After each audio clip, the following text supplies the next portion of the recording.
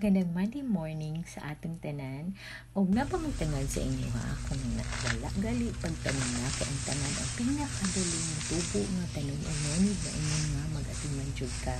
Unya mahalin di ano siya guys. Actually, mag-harvest ni sa ang tangad para makukuan-kuan pud ang libon sa palibot kaya nagtanim ko mga tangad and I definitely magtanim pa o more tangads.